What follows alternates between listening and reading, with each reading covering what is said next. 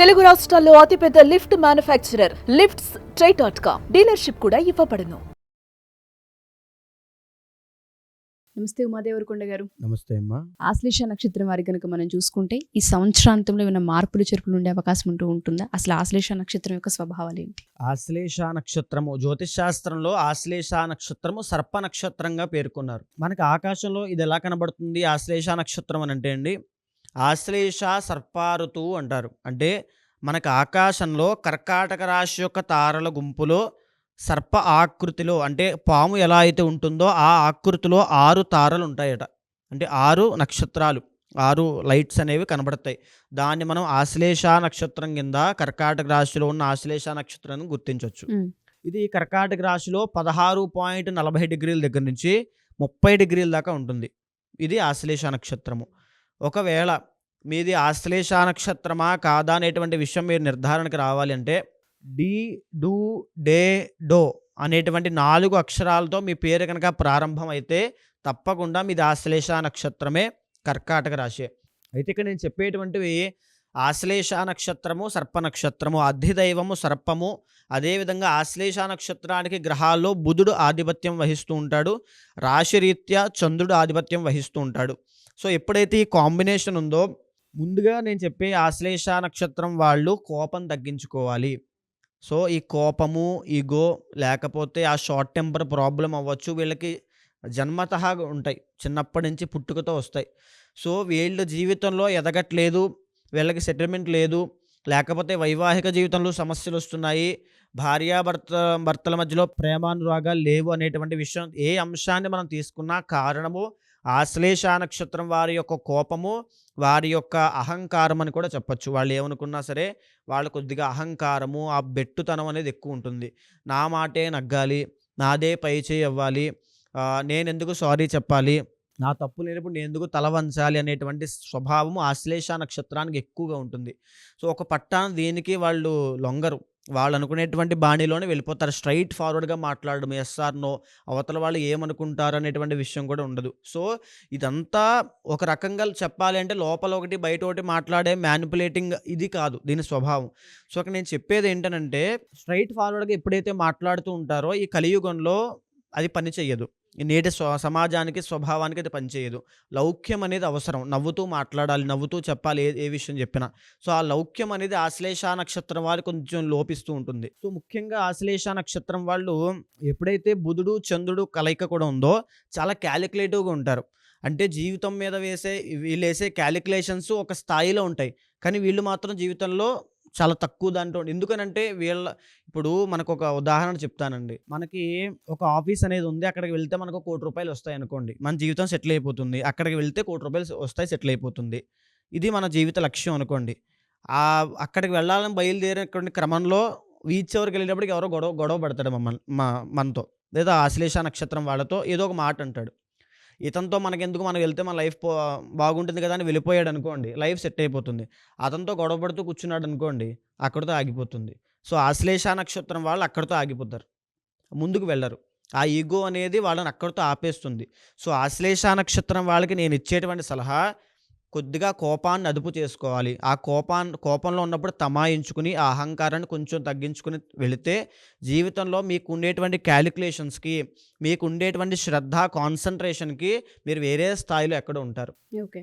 So ఎక్కువగా ఆశ్లేష నక్షత్రం వాళ్ళు దేనికి సంబంధించిన వృత్తిలో చేస్తే బాగుంటుంది అనేటువంటి విషయానికి వస్తే, ఎక్కువగా వైన్ షాప్స్, కెమికల్స్, తర్వాత పురుగుల మందులు, అంటే మన వ్యవసాయంలో వాడేటువంటి పురుగుల మందులు అవ్వచ్చు, పాయిజన్ సంబంధించినటువంటి విషయాల్లో, పాన్ షాప్స్, సిగరెట్ షాప్స్, పొగాకుకు సంబంధించిన విషయాల్లో, తరువాత ఇంకా ఫ్యాక్టరీలో పనిచేయడము, ఫ్యాక్టరీలో మేనేజర్గా వెళ్ళడము. ఎందుకంటే బుధుడు చంద్రుడు కాంబినేషన్, మీరు ఒక స్థాయిలో ఉండాలి అనుకుంటే తప్పకుండా మీ కోపాన్ని తమాయించుకోండి. మీ జాతక చక్రంలో మీకున్నటువంటి గజకేసర యోగము, లక్ష్మీ యోగాలు మీకు కలిసి వస్తే మీ స్థాయి ఉండొచ్చు. కానీ యూనివర్సల్గా ఆశ్లేష నక్షత్రం వాళ్ళకి ఉన్నటువంటి కోపమే వాళ్ళ శాపము.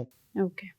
ఈ రకమైనటువంటి వృత్తుల్లో, లేకపోతే గ్యాంబ్లింగ్స్, స్టాక్ మార్కెట్, తర్వాత పేకాట్లు అంటే ఈ రకమైనటువంటి ధోరణిలో వాళ్ళ యొక్క ఆలోచన ఏంటంటే షార్ట్‌కట్‌లో సంపాదించాలి. బుధుడు, చంద్రుడు ఎప్పుడైతే ఉన్నారో షార్ట్‌కట్‌లో సంపాదించాలి. ఎలాగైనా తొందరగా సక్సెస్ అవ్వాలి అనేటువంటి ఆలోచన కూడా వీళ్ళకి ఎక్కువ ఉంటుంది. ఆ పట్టుదల, కసి కూడా ఉంటుంది. సో, చెప్పాను కదా! వాళ్ళకున్నటువంటి శాపం వల్ల వాళ్ళు ఎదగలేరు. ఇంకా చెప్పాలంటే 2025 సంవత్సరంలో ఎలా ఉండబోతోంది. ఆశ్లేష నక్షత్రము కర్కాటక రాశికి చెందింది కాబట్టి పుష్యమి నక్షత్రం లాగానే మార్చి 30 దాకా అష్టమ శని దోషం వీళ్ళని వేధిస్తూ ఉంటుంది. సో, వీళ్ళు అష్టమ శని దోషం కారణంగా మార్చి 30 దాకా కూడా వాహన ప్రమాదాల విషయంలో ఆరోగ్యపరంగా అవ్వచ్చు, ఆర్థికంగా కూడా అవ్వచ్చు. మార్చి 30 దాకా మీరు ఎలాంటి ఇన్వెస్ట్‌మెంట్లు చేయొద్దు. ఎందుకంటే కర్కాటక రాశిలో ఇప్పుడు కుజుడు స్తంభించి ఉన్నాడు కాబట్టి ఎలాంటి నిర్ణయాలు, ముఖ్యమైన నిర్ణయాలు తీసుకోవద్దు. వివాహం విషయంలో అవ్వచ్చు, శుభకార్యాల విషయంలో అవ్వచ్చు, లేకపోతే డబ్బు పెట్టేటువంటి విషయంలో అవ్వచ్చు. ఆరోగ్యపరంగా మీకు ఏదైనా ఇబ్బంది కలుగుతోంది, ఇప్పుడిప్పుడే ఆరోగ్య సమస్యలు మొదలవుతున్నాయంటే వాటిని నెగ్లెక్ట్ చేయొద్దు. అది మైనర్ ప్రాబ్లమ్‌గా మీకు అనిపించినా రాబోయేటువంటి రోజుల్లో అదే మేజర్ ప్రాబ్లమ్ అయిపోతుంది. అలాంటి రోజులివి. సో, మార్చి 30 దాకా మీరు చాలా అప్రమత్తంగా ఉండాలి. మార్చి 30 దాటిన తరువాత ఎప్పుడైతే గురుడు మే 15వ తారీఖున మిథునంలోకి ఎంటర్ అవుతున్నాడో అక్కడి నుంచి వీళ్ళకి కొంచెం విపరీతమైన ఖర్చులనేవి ప్రారంభమవుతాయి. అంటే చేతిలో డబ్బులనేవి, ఇన్కమ్ కూడా సోర్స్ పెరుగుతుంది. దాంతోపాటు ఖర్చు కూడా పెరిగిపోతుంది. సో, ఎప్పుడైతే ఖర్చు అనేది విపరీతంగా పెడుతూ ఉంటారో ఆటోమేటిక్‌గా ఆర్థికంగా ఇబ్బందులనేవి స్లోగా టైట్ అవుతూ ఉంటాయి. ఇబ్బందులు వస్తూ ఉంటాయి. అక్టోబర్‌కి వచ్చేసరికి ఎప్పుడైతే అక్టోబర్ 18వ తారీఖున గురుడు మళ్ళీ కర్కాటకంలోకి వస్తున్నాడో వీళ్ళకి మళ్ళీ ఆ అదృష్ట యోగం పట్టబోతోంది. వివాహం చేసుకోవాలి అనుకుంటే మీకు అక్టోబర్ నెల నుంచి చాలా బాగుంటుంది. 2025 విశ్వావసునామ సంవత్సరంలో అక్టోబర్ నెలలో మీకు ఆ శుభకార్యాలు అవ్వచ్చు, సంతాన యోగం అవ్వచ్చు, జీవితంలో సెటిల్ అయ్యేటువంటి యోగం అవ్వచ్చు. ప్రతిదీ కూడా గురుడు మీరు న్యాయ పోరాటం చేస్తున్నారు, మీకు ఏదో గొడవ తగాదా ఉంది, కోర్టు వ్యవహారాల్లో ఉన్నారనుకోండి, అక్టోబర్ 18వ తారీఖు తర్వాత ఖచ్చితంగా మీకు విజయం పొందుతారు. ఓకే. సో, తర్వాత డిసెంబర్ నెలలోకి వచ్చేసరికి కొంచెం ఆరోగ్య సమస్యలు అనేవి వేధిస్తూ ఉంటాయి.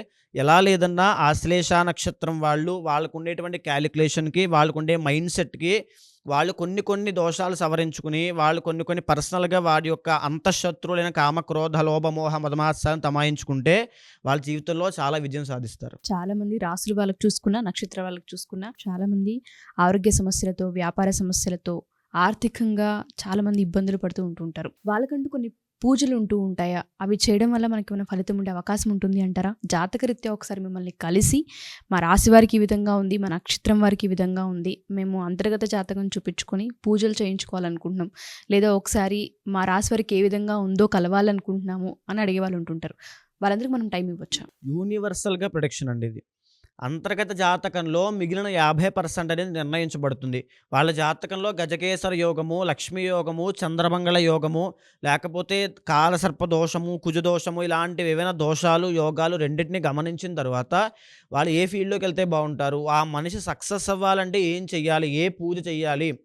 ఇప్పుడు పూజ అనేటువంటి విషయం ఎంత ప్రాధాన్యత ఉంటుందంటే సత్సంగత్వే నిస్సంగత్వం, నిస్సంగత్వే నిర్మోహత్వం అని చెప్పి శంకరాచార్యులు చెప్పారండి. అంటే మనం చేసేటువంటి కర్మలు, అంటే మన పూజల ఆధారంగా మన పూర్వపుణ్యము, పూర్వ పాపము, అంటే మనం ఏదైతే ప్రారబ్ధ కర్మ ఉందో దాన్ని మార్చుకుని మనకు అనుగుణంగా చేసుకుని మనం సక్సెస్ అవ్వచ్చు, విజయం సాధించవచ్చు అని చెప్పి శంకరాచార్యులు చెప్పారు. ఆ విధంగా ఏ పూజ చేయాలి, ఏ పూజ పడితే ఆ పూజ చేసేస్తే, అంటే మందు తలనొప్పి వస్తున్నప్పుడు కాళ్ళకి మందు వేసాం అనుకోండి, అది పనిచేస్తుందా? పనిచేయదు. ఏ పూజ చేయాలనేటువంటిది జాత చక్రంలో నిర్ణయించబడి ఉంటుంది. ఏ అంతర్దశ నడుస్తోంది, ఎవరు కారణమయ్యారు, ఏ కర్మ వల్ల వీళ్ళు ఇబ్బంది పడుతున్నారు, పితృశాపం ఉందా, కాలసర్పదోషం ఉందా, లేకపోతే ఏ దోషం ఉంది, సర్పశాపం ఉందా, ఎలాంటి దోషం ఉంది, బ్రాహ్మణ శాపాలు ఉన్నాయా అనేది ప్రతిదీ గమనించిన తర్వాత ఆ పూజ చేసినట్లయితే, ఆ మంత్రం జపం చేసినట్లయితే తప్పకుండా ఆ వ్యక్తికి విజయం అనేది వస్తుంది. సో ఎవరైనా సరే అప్రోచ్ అవ్వచ్చు మనల్ని. తప్పకుండా అప్రోచ్ అవ్వచ్చండి. మీరు ఎవరైనా సరే మా ఈ ఎపిసోడ్స్ కనుక చూస్తూ ఉంటే, ఒకవేళ మీరు రాసులు కనుక పూర్తిగా చూసిన, నక్షత్రాలు మీరు చూస్తూ ఉన్నా, మాకు జాతకంలో ఈ విధంగా ఉంది, మేము ఒకసారి కలవాలి అనుకుంటున్నాం, అంతర్గత జాతకం చూయించుకోవాలనుకుంటున్నాం, లేదా పూజలు చేయించుకోవాలనుకుంటున్నాం. చాలామందికి కాలసర్పదోషాలు అని చెప్పి, అర్ధాష్టమ శని అని చెప్పి, అష్టమ శని అని చెప్పి అంటుంటారు. కొంతమందికి వ్యాపారంలో కలిసి రాకపోవచ్చు, కొంతమంది ఆర్థికంగా నష్టపోవచ్చు, కొంతమందికి ఆరోగ్య సమస్యలు తలెత్తుతూ ఉండొచ్చు. ఇవి కంటిన్యూస్గా మేము ఫేస్ చేస్తూ ఉన్నాము. వీటిని అరికట్టాలి అంటే పూజా బలం అనేది ఒకటి ఉంటుంది, దాన్ని మేము పట్టుకోవాలనుకుంటున్నాము, ఆధ్యాత్మికంగా ఒక పవర్ ఉంటుంది అని మాట్లాడుతూ ఉంటుంటారు. అందులో కనుక మీరు ఒకవేళ తెలుసుకొని మీరు పూజలు చేయించుకోవాలనుకున్నా, జాతకం చూపించుకోవాలి అనుకున్నా, కింద స్క్రోల్ అవుతున్న కాంటాక్ట్ నెంబర్ని కాంటాక్ట్ చేయొచ్చు. థ్యాంక్ యూ అండి. Thank you so much. నమస్తే.